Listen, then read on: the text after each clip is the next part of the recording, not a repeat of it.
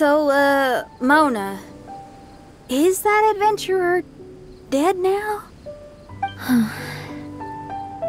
That was the only time I ever saw him, and that was more than 3 years ago, which means he's no longer alive. But isn't there still a chance that he's alive? You know, like maybe you just made a mistake.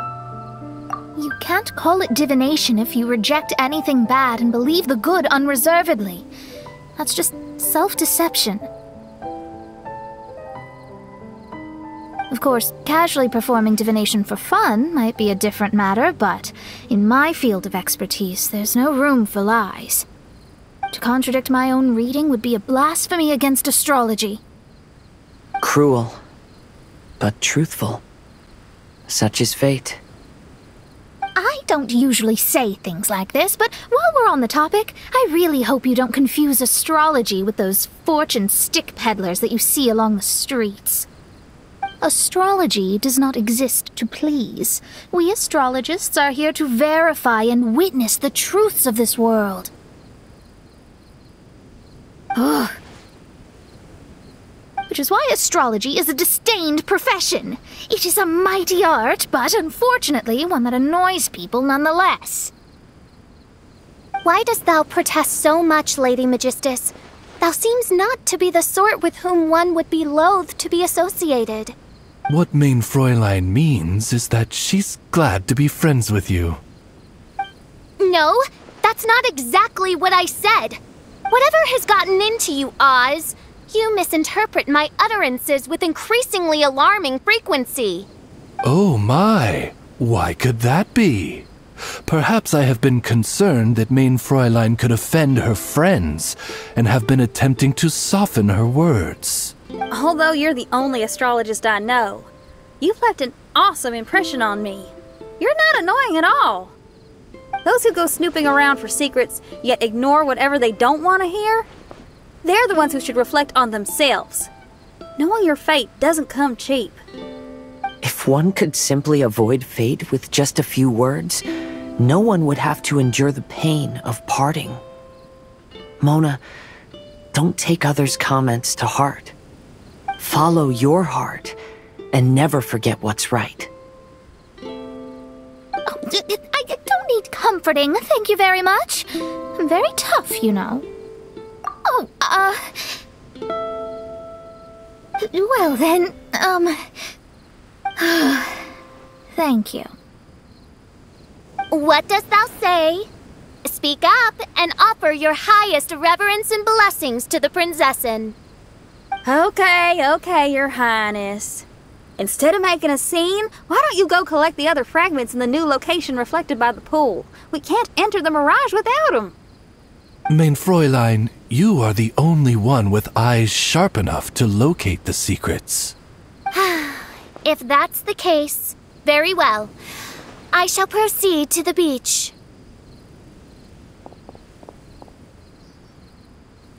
Let's go, Mona. Oh, okay. Coming!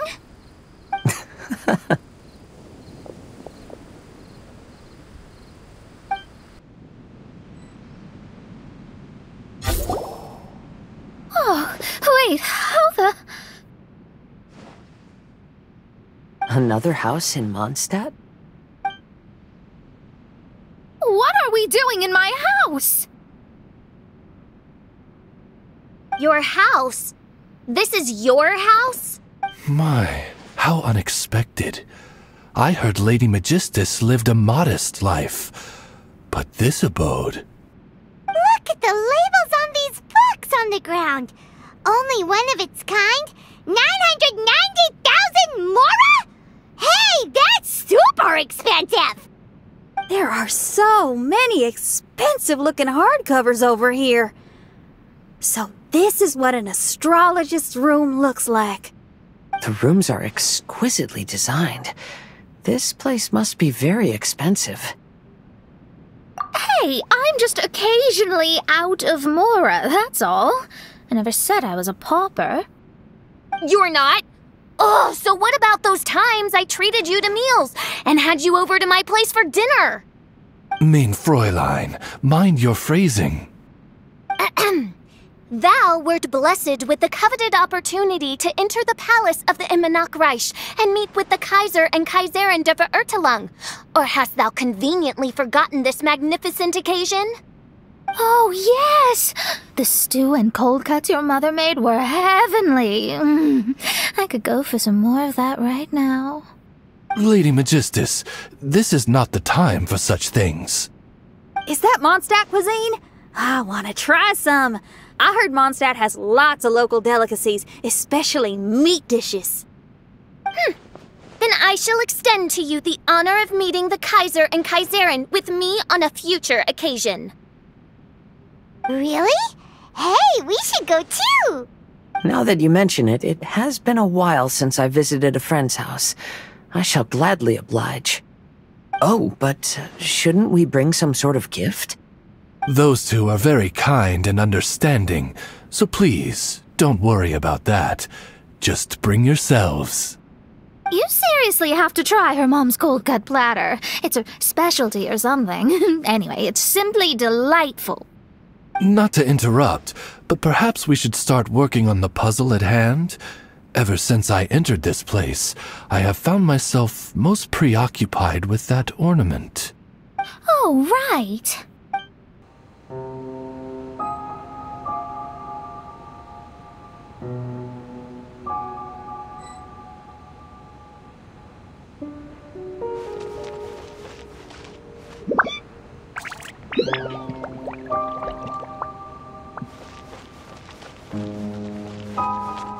Astrologists are able to understand the most complex signs among the stars. And because of this, they are not allowed to show any arrogance. If one believes that astrology grants them unlimited power, they will face banishment by the stars. In the past, I was ignorant enough to think that I understood all fates in the universe. Maybe it was some form of punishment. But I became lost. You should not get confused. If you should become confused one day, not even astrology will be able to help you then. That's what the old hag said. We astrologists can't predict our own fate. But today, those words seem to carry a different meaning.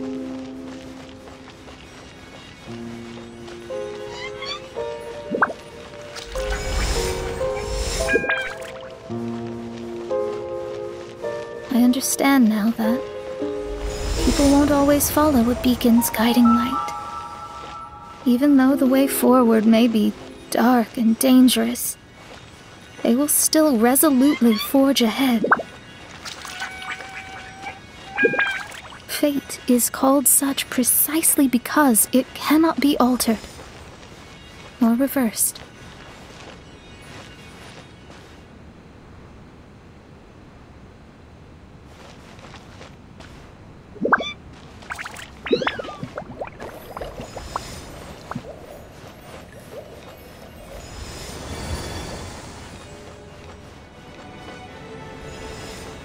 I understand the governing laws of the universe, and have glimpsed secrets between heaven and earth. Observing it is enough for me. There's no need to force it. There are no perfect legends, and no heroes that can save everyone. Instead of dwelling on my helplessness, what I is seize my own destiny.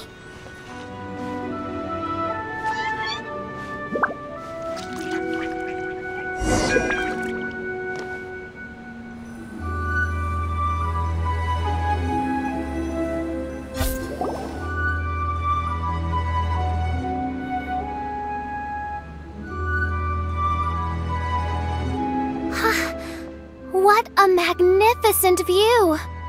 Lady Magistus, I believe this is the firmest evidence yet of your immense genius. You truly are the greatest archmage in the history of the Immenachreich. Thank you. Although the Immenachreich really doesn't have that much of a history. Stars like diamonds and the moon like a pearl. This is the most brilliant night sky I've ever beheld. It's beautiful. To call up such a mirage, Mona must have a vast and boundless sea of stars in her heart.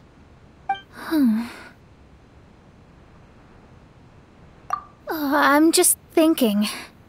These must be the things that we aspire to. This night sky is incredibly beautiful.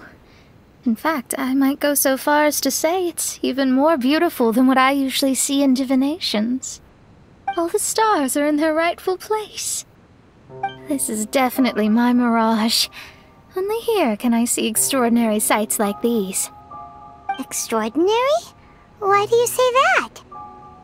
You know, the night sky of Tidak is truly marvelous. All the answers in the world seem to have been hidden within. When is my missing son going to be found?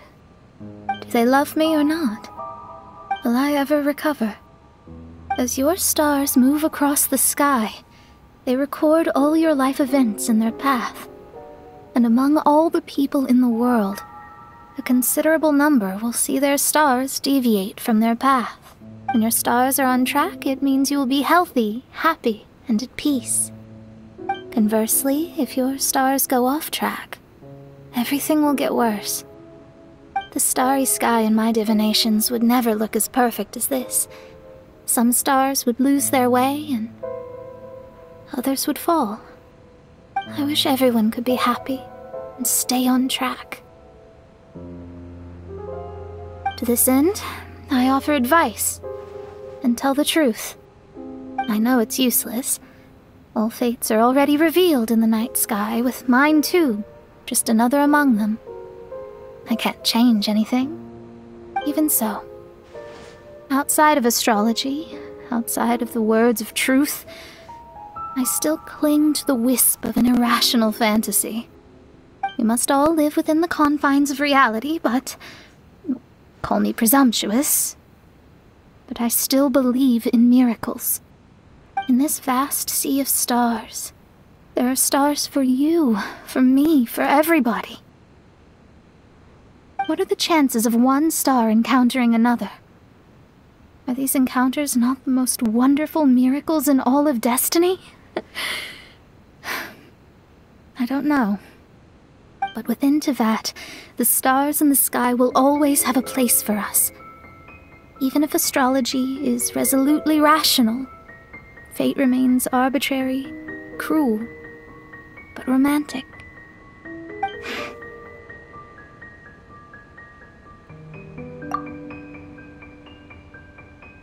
I think I have figured out what those stars are hiding. Now I will seize my own destiny.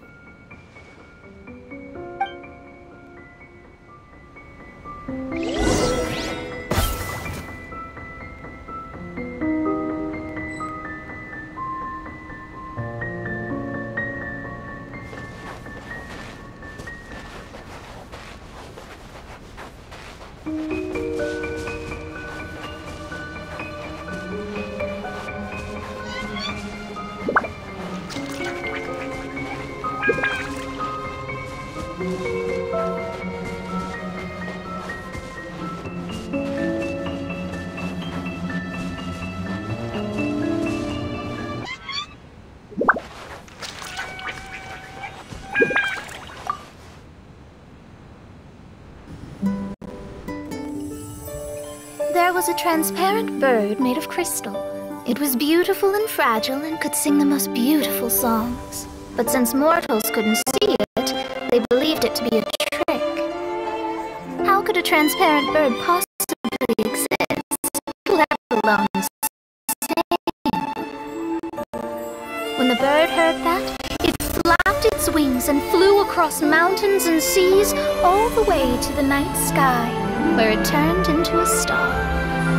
Its brilliance was so dazzling that it illuminated everyone. It allowed all those that could see it to follow its light through the dark night, to sail through the seas under the guidance of the stars. It was born in wisdom, but trapped in ignorance. It has never voiced a complaint, for this is its destiny. Guiding people to see their destinies is the very meaning of its existence. We're back here again! So, are we completely out of the mirage? How strange. My mirage didn't contain any hints on the Fatui or the machine. Does that mean they had nothing to do with these mirages after all? Or perhaps these mirages are a mere consequence and not part of a process at all? Paimon's lost. I mean, these mirages were not steps towards solving the mystery, but rather a direct effect of whatever's going on. Someone did something to bring the mirages into being. As they were just passive side products, it was natural that they couldn't provide us with any useful information. In other words, those mirages were only about ourselves. Pure materializations of ourselves. Everyone, maybe we should go back to where this whole thing began. During our first day on the island, the Traveler and I checked out the Fatui camp together. We found a strange machine there, as well as some disoriented Fatui. The researcher who spoke to us claimed that the machine was just a Fatui industrial invention. He even promised to not disturb us. Right! And the Cappy Cap guy looked half asleep the entire time. He kept talking nonsense. I wonder, is it possible that madness and mirages are two different outcomes of the machine's influence? If so, everything can be traced back to that damaged machine.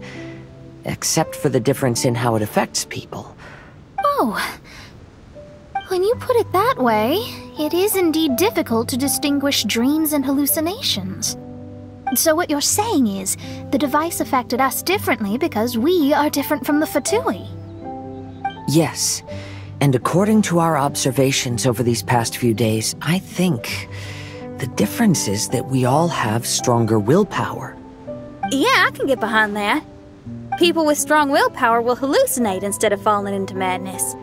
But those who break too easily can't maintain a stable mirage. In other words, we should go back to the Fatui camp and destroy that machine right away! No, it should be repaired rather than destroyed. What Main Fräulein means is that rashly destroying a machine we do not understand may lead to more serious consequences. It would be better to find a way to repair it first. Right. It pays to be cautious. If my guess is correct, that machine is capable of influencing the human brain, so we'd better tread carefully. So let's go now! There's no time to waste!